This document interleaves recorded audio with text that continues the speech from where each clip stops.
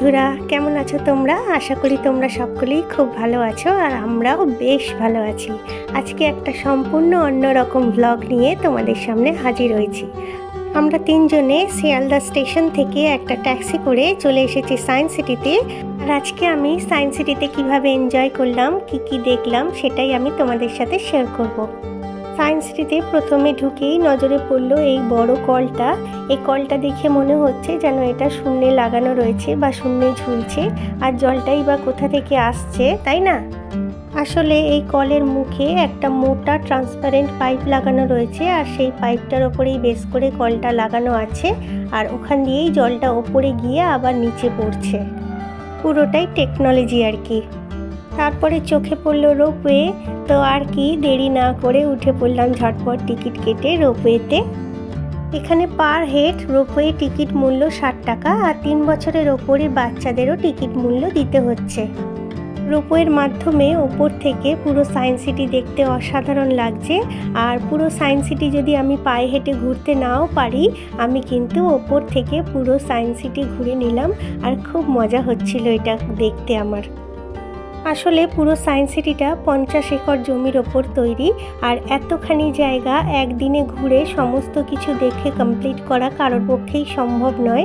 আমাদের পক্ষে তো সম্ভব হয়ইনি। আমরা আবারও একদিন যাব বলে ঠিক করেছি। তো ওপর থেকে রোপওয়ে দিয়ে ওইভাবে দেখে নিলাম, আর মাঝখানে বেশ কিছু ফটোশ্যুটও করলাম, নিজেরা ফটো তুললাম বেশ কিছু। তারপরে আমরা এখানে চলে এসেছি একটা 3D শো দেখতে। হিউম্যান ইভলিউশন বলে একটা 3D শো এখানে দেখানো হবে, তার জন্য আমরা এখানে লাইনে দাঁড়িয়ে রয়েছি। আর এর জন্য আমাদের টিকিট কাটতে হয়েছে 60 টাকা করে। তবে এখানেই বলে রাখি বন্ধুরা, এর আগে আমরা আরও 3টে 3D শো দেখেছি, কিন্তু ওখানে অনেক গার্ড থাকার কারণে ফাইন দিতে হবে বলে আমরা কোনো ভিডিও শ্যুট করতে পারিনি। আর সেগুলোও কিন্তু টিকিট কাটতে হয়েছে 100 টাকা, 40 টাকা, 35 টাকা, এরমভাবে টিকিট কেটে দেখতে হয়েছে। লাইনে দাঁড়িয়ে থাকার পর 3D শোটা দেখতে আমরা ভিতরে ঢুকে পড়েছি। আর এখানে দেখানো হচ্ছে কিভাবে আদিম মানুষের বা আধুনিক মানুষের আবির্ভাব হলো। कुछ वैज्ञानिकों का मानना है कि उन्होंने सीधा उड़ना तब सीखा जब जलवायु बदलने लगी और खुले मैदानों ने जंगलों की जगह ली। এই শোয়ের মাধ্যমে এখানে আমাদের প্রাচীনকালের ইতিহাস, আদিম যুগের ইতিহাস, এগুলোই তুলে ধরা হয়েছে। 3D শোটা দেখে বেরিয়ে আমরা এই থিয়েটারের চারপাশটাও একটু ঘুরে দেখে নিচ্ছি। এখানেও কিন্তু আদিম যুগের বা প্রাচীনকালের যে সমস্ত তথ্য আছে সেগুলো সাজিয়ে রাখা রয়েছে। লিপি, বাসন, ফসল, আর চাকা বা তখনকার মানুষের পোশাক আশাক সমস্ত কিছুটাই এখানে সাজিয়ে দেখানো হয়েছে, রাখা রয়েছে। চারপাশটা এখানে ঘুরে দেখতে দেখতে আমরা বেশ কিছুটা ফটোশ্যুট করে নিলাম, একে অপরের পিকচার ক্লিক করলাম। ছবি তোলা কমপ্লিট করে এখান থেকে বেরিয়ে আমরা চলে যাব অন্য আরেকটা 3D শো দেখতে। Evolution of life dark ride 3D show দেখতে আমরা চলে এসেছি, আর এখানে টিকিট কাটতে হয়েছে 45 টাকা করে। তো এখানেও আমরা লাইনে দাঁড়িয়ে রয়েছি, যখন আমাদের টার্ন আসবে তখন ভেতরে ঢুকবো। দেখো এখানে এই যে একটা গাড়ির মধ্যে উঠতে হয়, আর এই গাড়িতে ওঠার পর ভেতরে চলে যেতে হবে, আর ভেতরটা কিন্তু পুরোপুরি অন্ধকার। আমরা লাইন ঠেলে ভেতরে এসে এখানে চেয়ারে বসে ওয়েট করছি কখন আমাদের টার্ন আসবে গাড়িতে ওঠার। তো এখনো টার্ন আসেনি, তাই জন্য চেয়ারে বসে রয়েছি, অপেক্ষা করছি সেখানে যাওয়ার জন্য। সামনে একটা গাড়ি দাঁড়িয়ে রয়েছে, আর এই গাড়িটা এখন ঢুকবে। আর এই যে ঢুকে গেল ভেতরে। আর উপরে দেখো এখানে যে স্টেজগুলো রয়েছে, ইয়ারগুলো রয়েছে, সেইগুলো দেখাবে স্ক্রিনের মধ্যে। আর ইনি হচ্ছেন চার্লস ডারউইন, যিনি বক্তব্য দিচ্ছিলেন আর কি। যেহেতু এটা ডার্ক রাইড, ওই জন্যই ভিতরটা অন্ধকার, তবে যে পোর্শনে আলো আছে সেই পোর্শনগুলোর ছবি বা ভিডিও আমি ক্লিক করেছি, আর সেটাই তোমাদের সাথে শেয়ার করছি। এখানে যতটাই ভেতরে ঢুকবো ততটাই অন্ধকার, আর প্রতিটা স্টেজে ওপরে স্ক্রিনের মধ্যে ইয়ারগুলো লেখা থাকবে বা সালগুলো লেখা থাকছে। আর দেখো এই যে একটা একটা করে সাল ফুটে উঠছে মিলিয়ন ইয়ার্স এগো করে।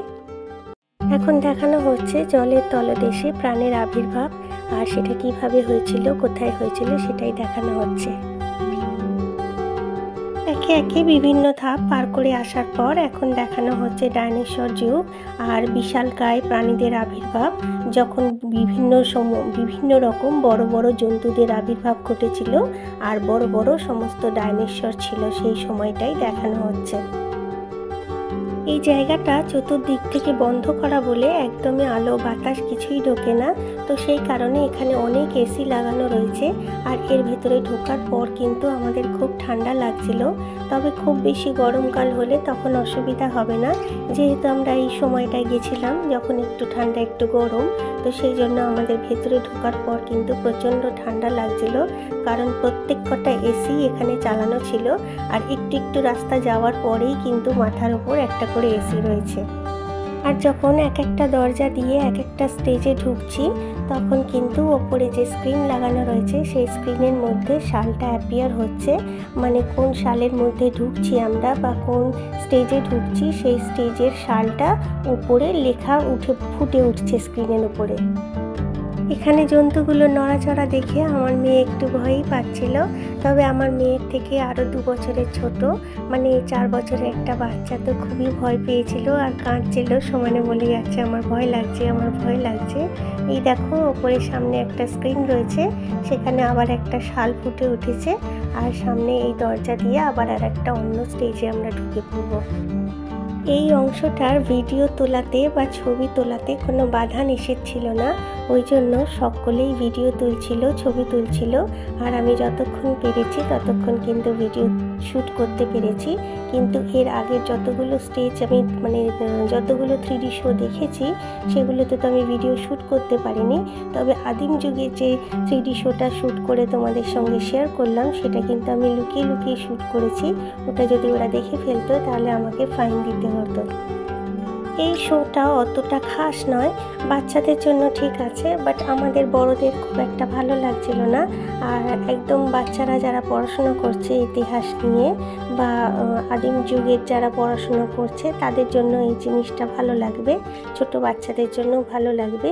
কিন্তু এর আগে যতগুলো 3D শো রয়েছে সেগুলো কিন্তু খুব ভালো লেগেছে। তো আমি তোমাদের বলছি বন্ধুরা, সায়েন্স সিটি এলে সমস্ত 3D শোগুলোই দেখে নেওয়ার চেষ্টা করো, কারণ 3D শোগুলো দেখলে কিন্তু এনজয়মেন্টটা খুব ভালো হয়, ভীষণ ভালো লাগবে তোমাদের। আর সবথেকে ভালো 3D শো হলো স্পেসশিপ 3D শো আর টাইম মেশিন 3D শো। স্পেসশিপের টিকিট খরচা হচ্ছে পার হেড 100 টাকা আর টাইম মেশিনে 40 টাকা। আমরা শোটা দেখে বেরিয়েছি প্রায় 2:45 নাগাদ, তারপরে একটু খাওয়া দাওয়া সেরে নিয়েছিলাম। আমি বাড়ি থেকেই খাবার বানিয়ে নিয়ে এসেছিলাম, এখানে খাবারের প্রচুর দাম আর ঠিকমতো খাওয়ার উপযোগী খাবারও পাওয়া যাচ্ছিল না, তো খাবার বানিয়ে নিয়ে এসেছিলাম বলে সেগুলোই বসে খেয়ে নিলাম। তারপরে এখানে বসে একটু জলনৃত্য দেখছিলাম।